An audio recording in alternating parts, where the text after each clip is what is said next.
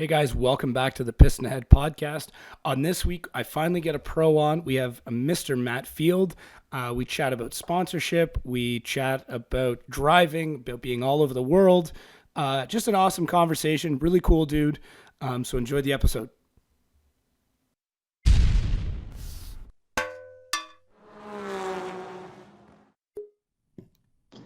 Hey, what's going on? Oh, not much. There you go. That sounds good. Yeah, definitely sounds better. Yeah, I was trying to do call through Skype cell phone service, and I was like, oh, I got a shit ton of credits left over, so I was like, might as well see if it works. Oh, well, I guess it worked. Yeah, it's weird though. It said unknown, like on the caller ID, but this is good. Cool. So just a quick rundown before we really get going. Don't worry about swearing, anything like that. It's pretty low key. It's usually just me shooting the shit with people. I've had a few different guys on that I think when I sent you the email that you know, but yeah, just more of a conversation. Anything, and if there's anything you want covered, awesome. If there's anything you don't want covered, then just let me know ahead of time, and I won't talk about it. Oh, I'm pretty open. I don't really mind talking about anything. It's all good with me. Cool. Yeah, I just sometimes guys are like halfway through projects or something, like they can't release details, and like, hey, just don't bring this up because I can't really talk about it. So, I figured if that comes up, you're just gonna be like, yeah, it's about as much as I can say. No, I'm pretty open with the whole thing with what I have going on. I find it's better that way. Yeah, than keeping secrets and shit like that. Yeah, exactly. Everyone's all keeping secrets during the off season all the time, and I'm the exact opposite. Yeah, you're out there, promoting as much of that build as you possibly can. Exactly. Most people would have released what they're doing a week before Long Beach, and I'm trying to build hype throughout the whole year. I think it works better social media wise for sure. Yeah, I really don't see a need for keeping a lot of that stuff back. Like, I understand with some guys in their programs, there's certain development stuff or big contracts that you have to keep, hush hush. But that being said, in the age of social media kind of ruling drifting, you want to get as much hype going before Long Beach even is a thought, right? Exactly. And right now you see most guys out there are not talking about what they're doing. They're just reposting old shit throughout the season. And I'm one of the few people out there consistently coming up with content that's new and what's going on right now. So that's kind of how I prefer to do it. Yeah, I've seen a couple of guys, like we're seeing, Chris and Ryan with full teardowns and stuff like that right now. Chelsea's just banging around in BMWs, and Vaughn hasn't really released anything. But it is always funny to see how everybody takes the off season. Exactly, it really is. So I've already started going, so don't worry about on that end. But so how has the off season been for you? I haven't even gotten to the point where I can call it off season. Because I'm doing a whole D1 championship in China as well. Yeah. The rounds 4 and 5 were a couple of weeks ago, and in 2 weeks I fly back out for round 6. The championship was supposed to be finished in December, but because there's this communist party thing where basically the country shuts down for a week as they discuss what's going on within the government within China, they had to reschedule one of the rounds, and the only time they could do it was in January. So my 2017 D1 championship season will end in 2018 of January, and then it'll start back up in a couple of months. So I haven't even hit that off season time yet. Right after Irwindale, I think the day after is when I rolled the Corvette in and started working on it. And I feel like I was a little late to the party with that one as well. But with all the stuff that went on throughout the season with my S14, smashing the wall in Montreal, and then we had a motor let go right before Irwindale that we had to change out. I had literally zero time to start on the Corvette. So as soon as one season ended, I dove into rebuilding or building the Corvette, and still currently trying to finish out a 2017 season as well. So nonstop. Now there was I can't remember where I heard it, but there was rumors that you decided on the Corvette after Gridlife South and after chatting with Dirk. I wasn't sure how true that was. So I've had my eye on a Corvette for a little while now, about a year and a half, I think, but I wasn't sold on it. I was kind of into Mustang a little bit at one point. Not sure what I wanted to do. There was a possibility of me going to drive with Vaughn for a little bit, and that was on the table.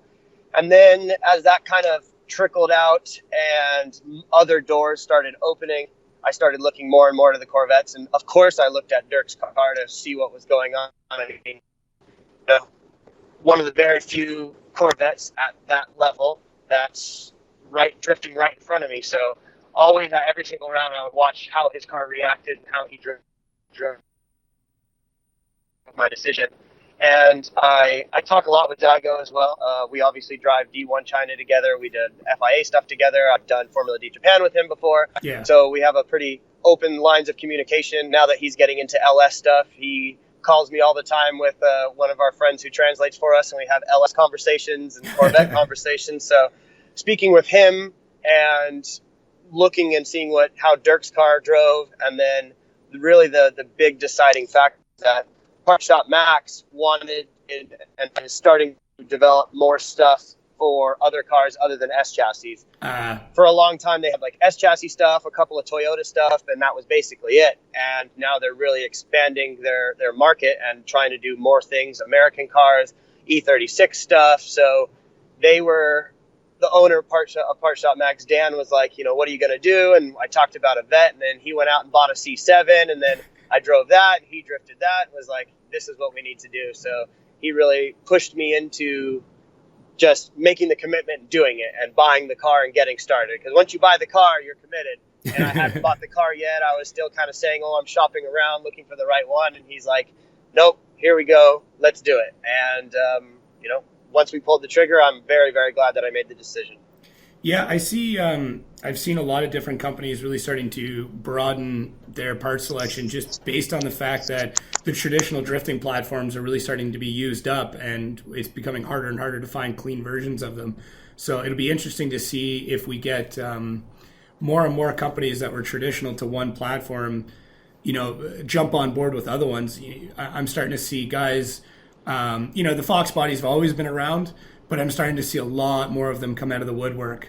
Obviously, E36, yeah. E46, and now Corvette. So it's super interesting what was considered, the best drift platforms, the S13, the S14, and the S15 for some. It's they're disappearing almost faster than anybody can put a handle on. That was a huge deciding factor in why we're going with a Corvette and a C6 specifically, as the prices of all these S chassis and even E36s are starting to go up. E36s not quite yet, but S chassis are getting ridiculously expensive. If you want to find a decent S14 to start out with, there's $5,000 or $6,000, and then you immediately have to do a motor swap. A 2J, an LS, an RB, even an SR. And to do any kind of engine swap, to do it right, you're looking at $10,000 no matter what. But that's $10,000 for the swap, not to mention how much you want to spend on the motor itself, right? Yeah.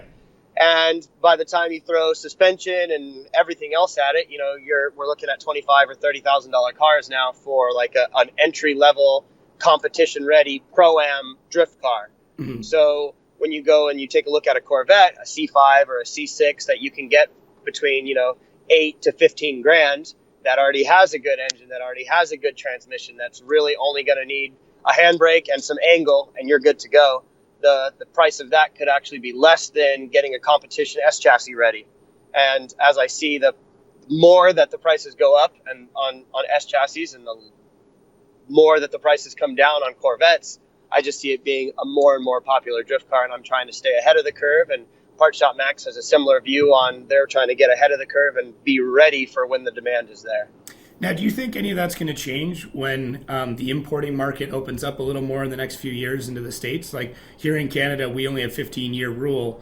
So, we've had R34s for a while, and I've been to like banger drift days, and guys are bringing out like R34 GTTs.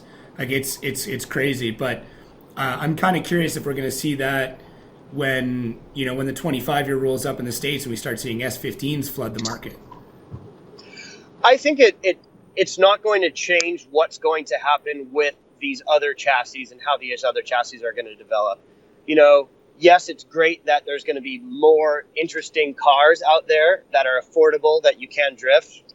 R32s, 3s, 4s, all the S15s and, all the JZXs and all that. But Yeah. Those are cars that are already drifted. Those are cars that are already branded as a drift car. So as you were talking about the 5.0 Mustang stuff, like I never even considered that to be a drift car at all, Yeah. right? And it's funny because one of my buddies, Robert Pasqua, Whole Shot Rob, he honestly is one of the very key influential people in making the 5.0s and the Fox bodies into a drift car. Yeah. Like now in the Northern California drifting scene, it is ridiculous how many Fox bodies there are out there. And that's because Rob started developing stuff and started driving them well and opening up people's eyes. So just how that took over, it didn't slow down or it wasn't dampered or hurt in any way by the E36 now emerging big. So I think the Corvette is going to do as the Corvette is, regardless of any kind of import rules or anything like that. Yeah, it's funny that you bring Rob up because I've actually indirectly communicated with him. We did a 1988 Ford Thunderbird Turbo Coupe drift build.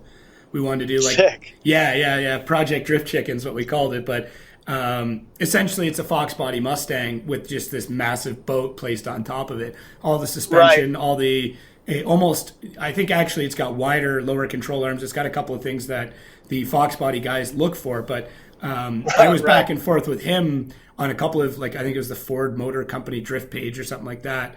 And then I started doing some digging and then realized the connection back. I'm like, fuck, man, you forget how small of a world, this whole drifting community is. As much as it's huge, it's really not that big. Right. It hasn't gotten to the place where it's completely blown out and you don't hear of people, especially when you're doing something unique in the drifting world. People take notice, and because of social media, we have the ability to see everything that's going on within our community. Yeah. Now, how have you found? I'm just before we did this, I did a little bit of creeping, just as a good host, and I've seen your social media in particular. It was pretty constant for years, but in the last two, it looks like you actually made a conscious effort to be like, look, if I'm going to do this as a career, I've really got to buckle down. I got to keep content coming, and obviously, partnering up with the guys at Donut was huge as well. But what was that main trigger for you when you're like, shit, this is what I have to do now? So I always known it's something that I had to do, right? But being the team owner, the driver, the guy who has to get the sponsors, manage the budget, spend the budget, it's very difficult, and I was spread very, very thin. I was also a couple of years ago, I was going to school, so I was going to school, running my business, and doing Formula Drift all at the same time. So I was just spread so thin. And when I finally graduated and got my degree in business management, it allowed me, I was always so busy all the time that with one less thing, my mind was able to be opened and start considering and start doing other things. And between being done with school and starting to work with a company called the ID Agency, they really, really opened up my mind of what needs to happen and what I should be doing. And it's very easy for somebody to tell you, hey, you need to be doing this. But when you don't know how to do it or how to manage your time or how to do it efficiently, it's much easier said than done. But the funny thing is now that I'm doing those things, it is easy because it's important to me now. Whereas before, what was important to me was not failing my classes and going to Formula Drift. So that was my 100% focus. And now that I can focus on things like social media and presence, and the thing with teaming up with Donut made my life way, way easier and allows me to think of fun, creative things, pitch it to these people, get the okay or the no, and then give it a shot. Whereas before, I didn't have the ability to do it because I was spread so thin and I wasn't partnered up with the right people. Working with ID Agency and Donut Media has allowed me to really start my social media push. And now it's doing great. And I feel like I'm, one of the few drivers who has the ability to create this content. There's not a lot of drivers out there who are doing it. You got Turek, you got Vaughn, you got Chelsea, you got Forsberg, and there's not a lot of people outside of that are consistently coming out with content that's getting good views. Yeah, and I think that really kind of, it's great, it's awesome that it's happening, but it kind of sucks as well because there's so many guys, even that we're seeing in the lower bracket, let's say sub 16 in total rankings, that are really cool guys and have amazing personalities and do really neat stuff, but because they haven't taken that time, it's really shut a couple of doors for them.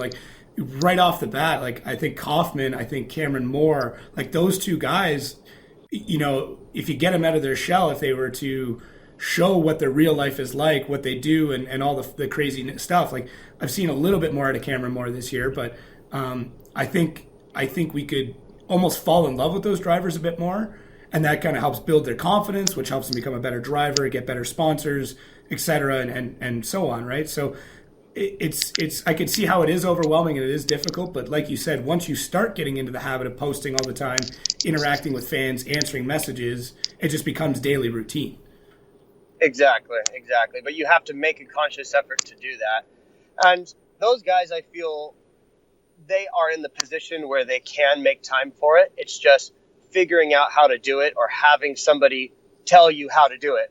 Because if you can't figure out on your own, like with me, I'm not that great. I don't like Facebook, for instance. Like I prefer Instagram. I hate Twitter. Snapchat's cool and all if you want some nudie pics, but like my main thing was Instagram because I liked it. So recently I've been making a conscious effort to update my driver profile and not using my personal page and re-uploading content and posting videos specifically to Facebook versus just pushing them through Instagram. And I didn't know those things. And once I knew that this is how I should be doing it, it opened up doors and made things easier, and then obviously leads to bigger and better things. Yeah, the whole social media side of it is absolutely insane, and unfortunately, companies like Facebook and Google do not make it easy to really stay at the forefront of it and work towards building your crowd, your following. Every time it seems to be that somebody gets the algorithm figured out or gets the system figured out, they swap it up, and then it's like, okay, back to the beginning. What do I need to do now? What's gonna make it big, right? Right, exactly. And having the advice from the guys at the ID agency or Donut, and me figuring out the little intricacies of how you post a video in a certain way and getting your target audience figured out and narrowed down within Facebook, within the settings. Like, I didn't know how to do that stuff. I never even knew that was a thing until it was pointed out to me. Yeah, it's pretty recent. It's pretty neat though that you can almost select it down to, like, if you really wanted to, you could whittle down a post to like 10 people and just be like, hey, these absolutely. 10 people are going to see this and really interact with it. Now it's really cool, but it makes things easy when you have it figured out. But if you don't got it figured out, fuck, you have no idea what you're doing. Now, are you finding sponsors and companies that you're working with asking for those figures and asking for analytics based on your social media? So I don't find necessarily that companies are out there asking for them.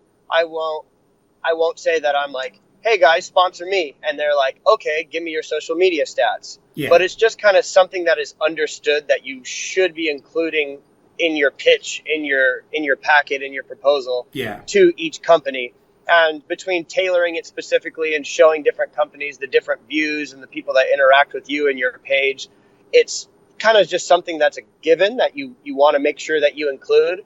But I wouldn't say that I have companies specifically asking for them. But, because it's kind of where we're at now with the knowledge and the information that we're given, it's kind of like, if you don't know to give me these things, we're probably, this sponsorship is not going to go the way you want it to go. You should already have that in your plan before you even approach.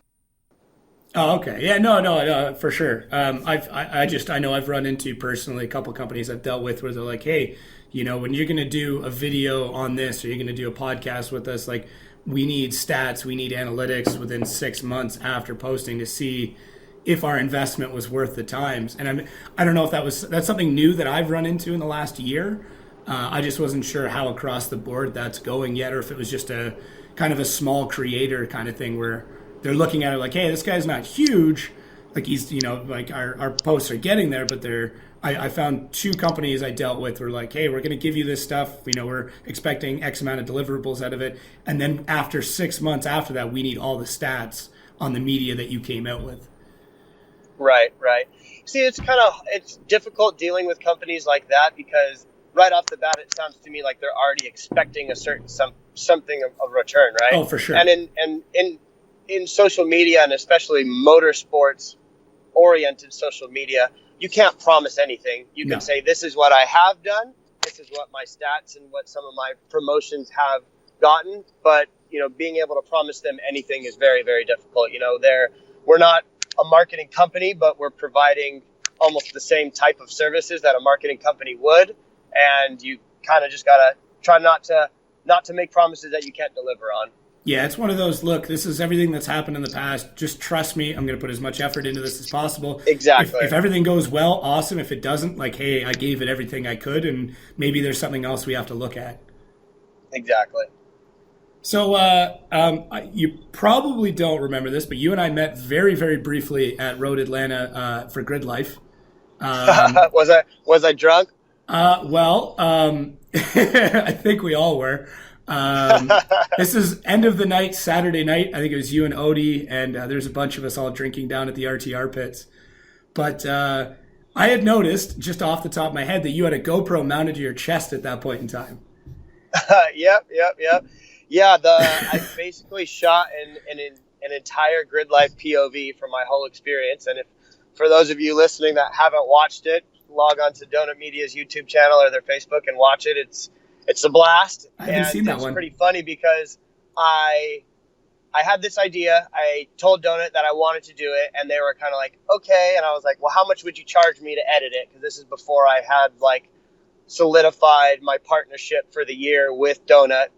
And they were like, maybe this, maybe that, maybe we'll talk about it. We'll see. Yeah. So I just said, screw it. I'm going to shoot it anyways. And I did it all on my own, shot everything. And it was so much work between dumping cards constantly throughout the day, changing out batteries with GoPros.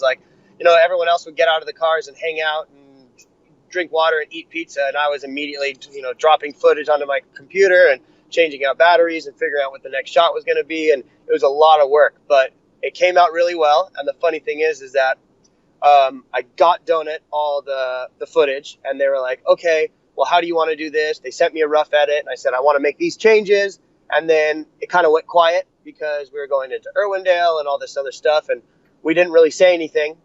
And I figured, they're going to take their time. We can sit on this footage. It doesn't really matter. If it doesn't come out, whatever. And then one of my buddies messaged me, dude, your Gridlife video is fucking sick. And I'm like, what are you talking about? And he's like, on Donut's page. I was like, no way.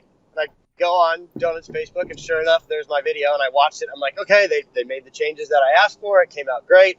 And then I messaged Jesse Wood, who's my main point of contact over at Donut Media. And I'm like, yo, you didn't even tell me that you dropped my video? He's like, oh, yeah, I forgot. My bad. But, hey, it's doing great. So be pumped about it. I'm like, no, I am pumped. But, you legit didn't even tell me. So it feels really good that that goes on, so because there's a lot of people that would put a bunch of effort into it and then drop it and then maybe not have it do so well. But I literally forgot about it, and then bam, within the hour it's got 50,000 views or something like that. So I was blown away, and it was just me spending my time getting the footage, working my ass off, and then Donut took over and created something really cool. I don't know how I missed that. I'm going to have to go back and watch it. I'm curious if I made the cut. I doubt it, though, because by the time I was in frame, we were all pretty messed up. Yeah, I recorded that whole night, and they used a couple of it, and I think it's for good measure because there's a lot of pro drivers that we were all pretty drunk, and there was a lot of shit talking going on. So I think they showed the appropriate amount. The podcast before this. Do you know Brooks Church from Team Rowdy? Yes. Yeah. So I had Brooks on, and him and I were chatting a little bit out of it, and we kind of wrapped up, and we were chatting after. He's like, "Hey, can we take out a section?" I'm like, I think I know which section we're talking about. So you're right. Him and I chatted about a couple things. Yeah, it was quite the night, though. It was definitely quite the night. Gridlife is freaking epic. Are you coming back? I talked to Greg, and he was like, "Hey, man, you're part of the family now, so anytime you want, our doors are open. We'd love to have you. We had a blast." And I'm hoping that Falcon does the same thing that they did this year with the Gridlife. Bring the fleet out. If not, then at least I have my S14, and maybe I'll take the S14 out, or maybe I'll even put the S14 on the Falcon rig and have them take it out. So I hope that Falcon does their thing, but if not, I still want to figure out a way to get out to at least one of them, because it was way too much fun. Yeah, it's nuts. I've been lucky that we got on to that event from its first year when it was just this really tiny little festival. And for us, Michigan's 7 or 8 hours driving, and then Atlanta's 19. But we haven't Yeah. we haven't missed a single one yet, man. It's outstanding. It's just an amazing event. Yeah, it really is. And I hope that they start doing something out west, because I know that it'll do really well out here as well. Yeah, I kind of hope they don't, only because that's like 30 to 40 hours of driving for me, and I've kind of Yeah. like committed to being at all of them. Yeah, that's kind of something that you put the equipment and car and everything on a rig and have somebody drive it, and you try to fly in. Yeah, I'm lucky. I've only ever had one car there. Did you ever see the diesel Miata? Yeah, of course. Yeah, so that was the only car I've ever taken to Gridlife is after we built that. And after that, all the hassle of trailering a car down, I'm like, look, I'm not a good enough driver to even apply for this now. So I'm just going to go down as media and have a good time and see all these people I only get to see, once or twice a year. So exactly. I'm not a wheelman enough to do that event any justice. Right. Well, it's nothing wrong with just going out to enjoy yourself as well. Yeah, exactly. So you're saying you've got D1 and stuff coming up. You've got it between like maybe you and Osbo. You got to be putting down like the most amount of track time out of anybody in FD. I'm very, very lucky that I get to drive so often, and it's been a problem in years past that the only time that I would drive would be FD, and a lot of FD drivers have that same problem because we pour everything into our FD cars and our FD program that it just leaves no budget, no time, no energy in order to do other things. And I am very lucky that I have fallen into the D1 gig, because it's a whole nother series. It's a whole nother way of driving. It's a whole nother way of working with the team and the spotter and how I drive the car and how you set up the car and everything. So it's good that it's different, and it does provide me with much more seat time. And even this year, I've really started to shift some focus into grip driving.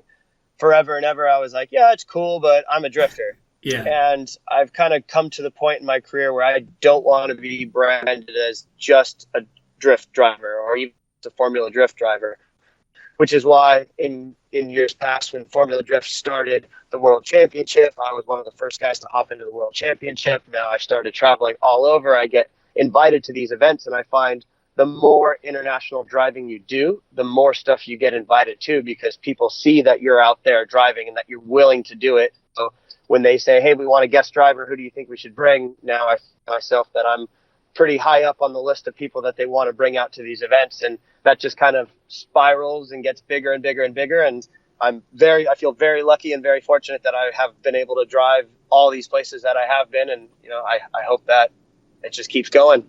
Is there one track that you've driven where you're like, look, if I had to pick a single track to drive for the rest of my life, this is going to be it? That's a tough question, but considering the broad spectrum of places that you have driven, I think it's a fair question.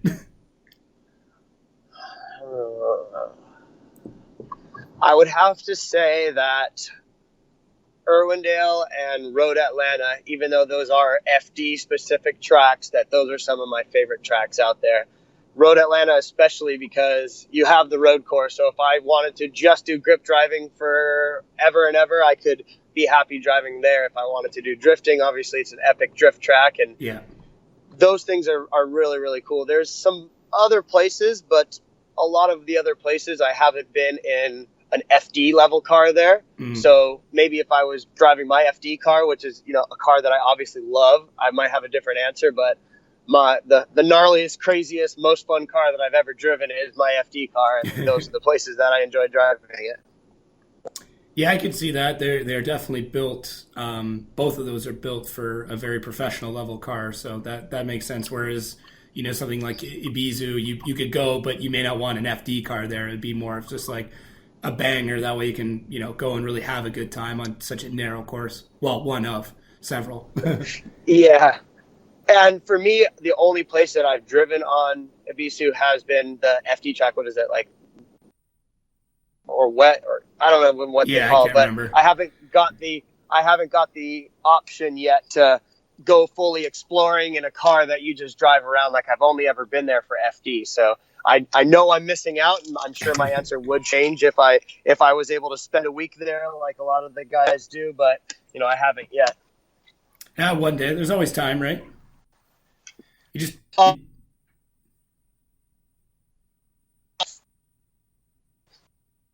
Uh, to the last event that him and Aaron went to. And, of course, Andy and the guys at Power Vehicles would completely take care of me if I ever wanted to go out there.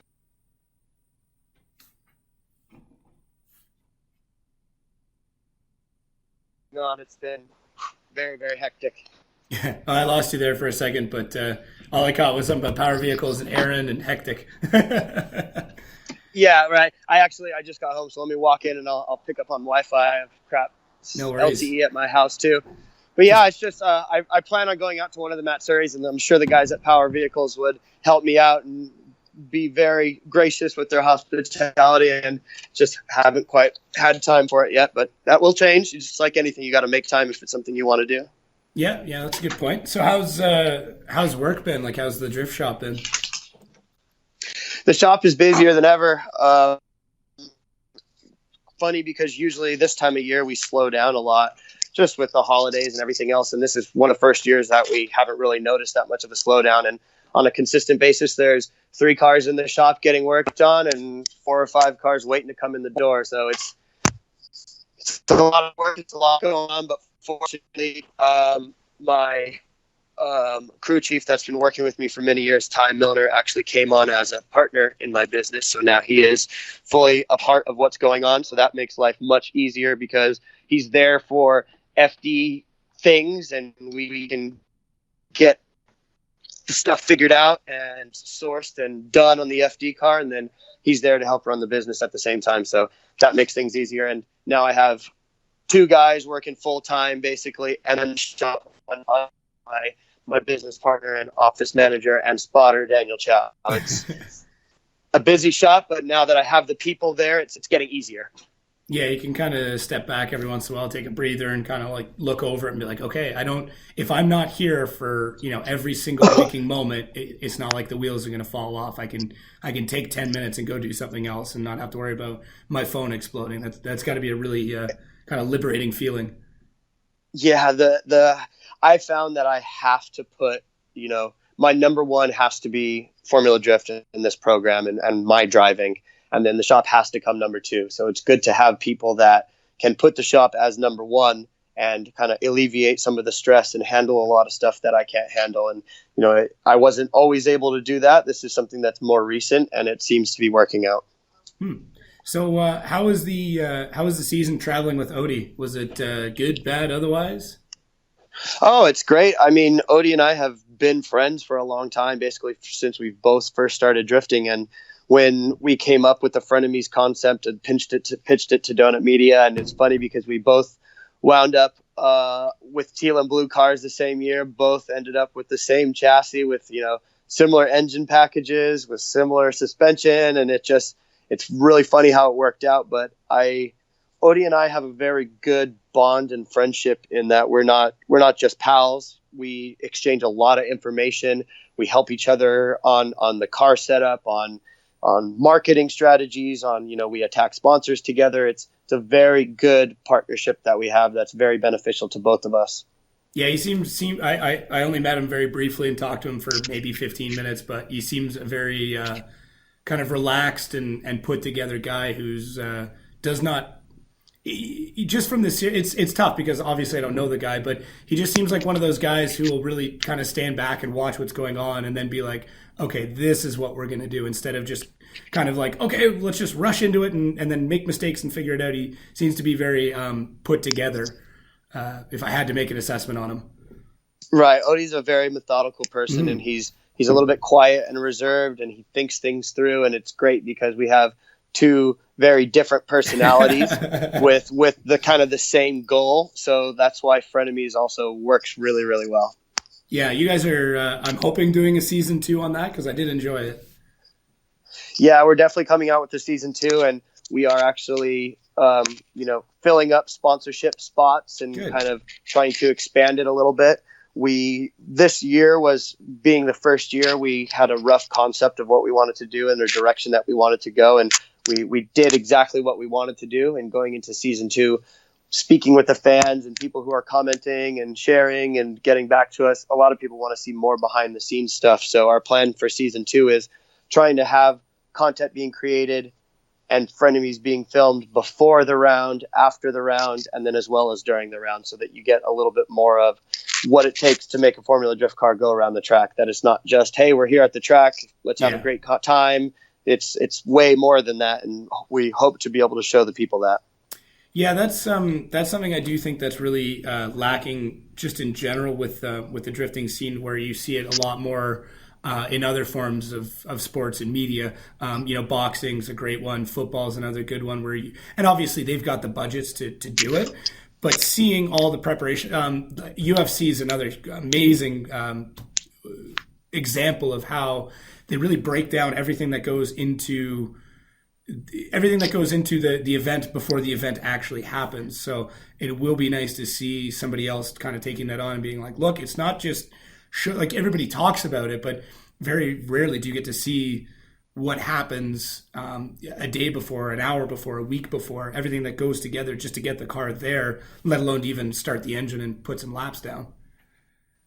Right. I think it's a little bit difficult in motorsport because so many people are reserved, as they should be, right? Like they do things a certain way, and they have been doing it, and they do that for a reason, and they don't want to share all that information with everybody. So motors, like, when you're training, a lot of boxers they show their training, they do this because it's kind of relatively known the steps that it takes to get there, right? Yeah. You But punch with a bag motorsport, and skip. everybody, people are a little bit more secretive with what they have going on. So I hope to be able to break that because, like you said, you don't see a lot of that. I'm really, really hoping with Frenemy Season 2 that you're going to be able to get much more insight into what's going on. And it's perfect because Odie has his business and runs his FD program, and I have my business and run my FD program. So you'll be able to see the differences in our programs and our personalities and our businesses. And then obviously when we get to the track, you'll be able to see the similarities. Yeah. It's something... It's definitely something that I think is fascinating to a lot of people, and I've explained this to people who don't older generation that doesn't understand YouTube. And like, well, why would somebody watch this? Like, why would you do that? Like, we made a video the other day of just putting up like a tent, like a little car cover because we've got like 6 feet of snow up here, and then it gets a bunch of views. And I was talking to my dad about it. He's like, I don't get it. Why would somebody watch that? And I'm like, because they might live in Brazil and have no idea what it's like dealing with winter and 6 feet of snow and minus 40-degree temperatures. So to them, it's interesting, whereas to us, it's everyday life. And I see the same thing with some of the drivers. We're working on something with a Pro 2 guy from up here, and I said to him, it doesn't matter who it is. It said Riley Sexsmith. I said to him, like, hey, man, look, you and I have known each other for a while, but nobody knows what you have to go through to get your car down to Atlanta, like from Canada. It's and you obviously know going across the border into Montreal, the pain in the ass that is. I can only imagine with a pro level car. Thankfully, I guess you don't have to do it this year. Yeah. Thankfully, you don't have to do it this year. Which is a bummer, though. I love Montreal, dude. I was one of the few drivers that was behind keeping it on the schedule, and I love it. I've made a ton of friends there. I love the facility. I love the people. I love the women. I love the food. It's all great. So that always comes up. Yeah, man. Quebec women. It's I definitely think that behind the scenes, just the everyday life of a driver, of an operator, especially because with drifting in particular, you get guys who are owner, operator, manager. Odie, his wife spots for him, like shit like that's amazing. And then you get other guys who they come in and they drive, and that's all they do. They get paid to drive. And then you get other guys who, like, they're taking out fucking as much money as they can. They're remortgaging their house. They're looking at selling their kidney. Just to make sure that they keep that dream alive. So it's very interesting to see that spread through 32, or in this case, less drivers. Yeah, it's very crazy how, especially drifting, because drifting is such a diverse motorsport. Whereas you look at a lot of the other motorsports, it's like you were either born into a family or your parents spent $1 million before you were 16 to get you in the seat of a race car. Yep. And that's not the case in drifting. It is the case in some in some people, Yeah. but it's not always the case. And it's cool that it's so diverse. And that's really what allows us to have such a strong connection with our fans, is that we are different from the run-of-the-mill race car driver that you have out there, and people are interested in hearing your story. Yeah, well, even, look at the situation we're in right now. How often would it be that somebody with a small media company is able to contact somebody at the highest level of that particular motorsport and be like, hey, man, you don't know me, but you want to like shoot the shit for an hour on a Sunday and just, record it? You cool with that? And it's like, yeah, that's awesome. Like, you can't do that with NASCAR. You can't do that with rally. You can't do that with, fucking name your sport. So yep, exactly. It's definitely neat. And then once again, you get events like Gridlife where, I've been to other motorsport festivals where the day's over, the track goes cold. Those guys get in a car and they go back to the hotel and they, have dinner and they go to bed. Whereas, Gridlife or even Formula Drift, from my understanding, the event is over, but the festivities have just begun. Yeah, exactly. And I think it's because our sport is so young and everybody is still excited to be there. We, as much as it is a job, it's still something that we absolutely love. And everybody involved has that same feeling, because most teams and people who work on teams are not out there making a killer living and are going to be able to retire on it. They're there because they love it. And if you love it, you might as well enjoy yourself as much as you can, as often as you can. Yeah, and even the highest level, everybody points towards, guys like Ryan and Chris, like, oh, they're the ones at the top of the game and all that stuff. But does Ryan not still live with his brothers, and Chris has got like this little house in California? Like, even at the highest level, it's still extraordinarily modest. Yeah, it really is. And hopefully that changes, but hopefully it doesn't change and take away from the humanity side of things, because we are all people. And like, Chris is a perfect example, and that's why he's still to this day like my favorite driver, because he's a very humble guy who can do it on his own. Obviously has a great team, but is not living the luxurious life that people might seem to think, and that's drifting. Yeah, it's definitely very grounded in the fact that and I think eventually money will kind of pollute it. Unfortunately, it's just that's what happens with motorsports, but. Hopefully there's still that core group of guys that even if they are making good money, and I think everybody that's in Formula D Pro and even Pro 2 to an extent should be fully funded, should not have to be worrying about their bills or how they're going to pay their mortgage, or, hey, I'm going to run out of tires this event, or, but the sport is a fledgling. Like, it's not brand new, but it's still very new in the grand scheme of sport. Yeah, absolutely. And things get better every year. And I hate to hear the people who say the whole drifting ruined my life movement, right? Like, oh, man. The people that tried out Formula Drift, bled themselves dry, and then blame Formula Drift for their shitty life or whatever, because to me, I didn't have rich parents. I kind of went about this on my own. I was able to get here on my own, and not to say that my parents didn't help me in any way, but they were always there for support, letting me use their trucks and their trailers and all of that. But it's cool that somebody like me, who comes from modest and humble beginnings, can still make it to the top of the sport. And at some point, you're not going to be able to do that. But it's cool that we find ourselves in the place that we can still bring in big money sponsors, but we can start from nothing and get to the top. Yeah, I think anybody who says that drifting ruined their life was just looking for an excuse to have something to ruin their life. Like, it just happened to be this was the sport they got into. And it's, if you decide to make those financial decisions and they end up being wrong, that's nobody's fault but your own. So it kind of falls as well into the same thing where there's this huge discussion between grassroots and pro and what you should do and all that shit. And I've talked to a bunch of guys about it, and it's a constant conversation. And for me, I've come to the conclusion that I will never be a pro driver. Don't get me wrong, I would love to drive competition. I think it would be awesome. But at the end of the day, I build cars and run cars because I enjoy driving them. Like, like we talked about the Turbo Coupe. That's not a great drift car. It's an incredibly shit drift car. And I know that going into it, but I enjoy driving something that no one else is going to drive. The car is 16 feet long, doesn't make nearly enough power, but I have so much fun wheeling that thing around because I'm the only guy out there doing it. I'm the only one who's even thought about doing something that stupid, and that's what I get out of the sport. So it's just getting whatever you want out of the sport. If you want to be the best in the world, then that's your choice. If you want to be a guy who goes out and buys a fucking beat up E36 every year, destroys it, final event, catches it on fire, and roasts marshmallows, that's awesome. That's what you want to get out of it. But exactly. There's no reason why anybody should be shitting on anybody else's decision. That's why I never even understood why there is a debate in general about the grassroots versus pro drifting. It's just, it is motorsport. It is drifting. Whatever you choose to do should be your prerogative, and there's no need to even have the discussion. Like, just be happy where you're at, where you want to go, where your friends are at, where they want to go, and be in it together, not against each other. Yeah, and I'm always curious. I'm not in a lot of other motorsporting worlds anymore. But I don't remember, like, with drag racing, like, I don't ever remember guys going like, oh, look at those NHRA guys. Oh, fucking, that's way too much money. Oh, they're destroying the sport because they're running, 4-second funny cars and all this shit. It's like, dude, that's what they want to do. If they can come up with that money, if they can build that program, good for them.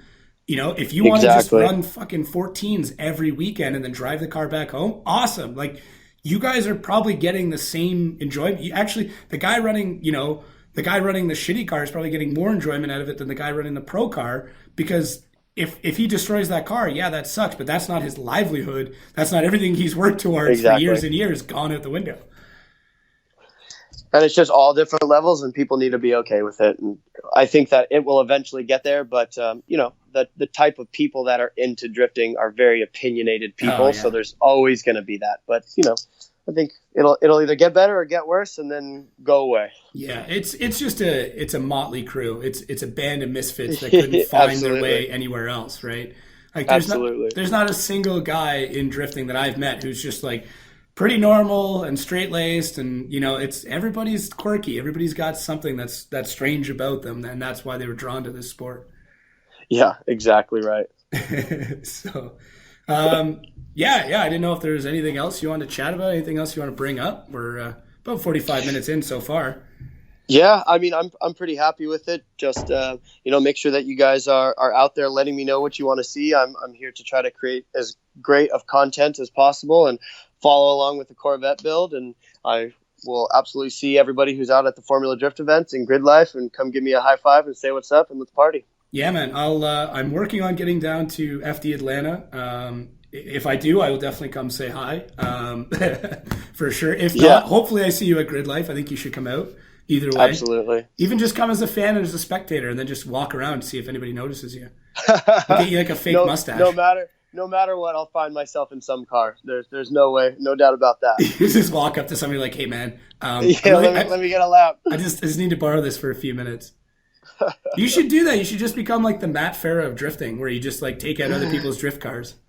Yeah, I'm totally okay with that. I hear you. I don't think there's many people that wouldn't be okay with that. Just line it up. Like, go to an event. Be like, hey, I'm coming out to this event. I'm not bringing a car. Give me your drift car. I'll do 3 laps in it and do a video on it, and then we're done. Man, it's funny. I actually have a ton of people at every event that I go to. Not Formula Drift, of course, but all the have fun events. They're like, dude, you got to take a lap in my car. You got to take a lap in this. And it's funny because I always come out and have a very strong opinion of what they should or shouldn't be doing or what is wrong. And they're like, your steering rack bushings are blown out. Your right rear wheel hub is blown out. Your axle's about to come apart. And people love that. And I obviously enjoy driving all different types of cars. So I have fun. I think it's just because you have the knowledge of years of being like, look, this has happened to me and I can feel it happening to you. Yeah, absolutely. I've been there. I've done that. So I've broken a lot of shit. Is there any spoiler you can give us coming up with the Corvette build? I saw a post the other day about some new electronics coming in, but I didn't know if there's anything else neat. Yeah, I think something that's going to be interesting in this is going to be my first car with a sequential transmission. I bought the Samsonis HGK setup for a Corvette. I think one of the biggest spoilers is going to be some new kind of out of the box sponsors that I have coming involved, and it's going to be great. But we're going to, in the next couple weeks, there'll be some like announcements and press releases and stuff like that. But it's cool because it's very Bay Area tech, and up until this point, I haven't really seen that in the drifting world. And being a Bay Area boy and being in the heart of the Silicon Valley, being able to bring on a partner that is based in San Francisco and is a tech company is going to be hopefully fun, interesting, and fresh. And I hope people are excited about it. I was hoping for another pot sponsor, but I guess technology's fine too. Yeah, with the levels of sponsors that I have, I think that a couple of people would frown on it. And I have had the option. As living in California, you have a lot of friends who do that on a very big level. Yeah. But I'm at the point where, I don't want to tarnish anything. And it's it's legal in California now, but Yeah. you still have sponsors outside of California that might not have those views, and you have to be as politically correct as you possibly can. So for me, a tech sponsor is a little bit more aligned to what I'm going for than a weed sponsor. Yeah, that'd be cool. Hopefully, whatever that tech is, they can involve some of said tech into the car. Maybe we can see something that hasn't been done before. I don't know. Obviously, it's going to be kind of out of the box and interesting. And right. It's going to be out of the box and interesting, and should hopefully help my program grow. That's wicked, man. Well, I'm super happy to hear that. Stoked to see how this vet build goes. Definitely watching every episode, and just hopefully the season starts off well and you're able to just climb those rankings. I think you've been in it long enough that a couple more podiums definitely should be yours. Thank you very much. The Corvettes, it's a lot to develop a new car throughout the year, but I think that we know what we want out of it. We know the level that it needs to be at. It's just how quickly we can get it there. Yeah, and I took out stock in a Riv Nut company, so you just keep using this as much as possible. Yeah, no shit.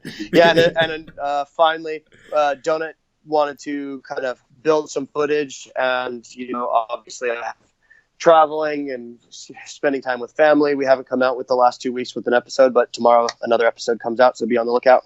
Dude, that's sweet. That's every Monday it's coming out?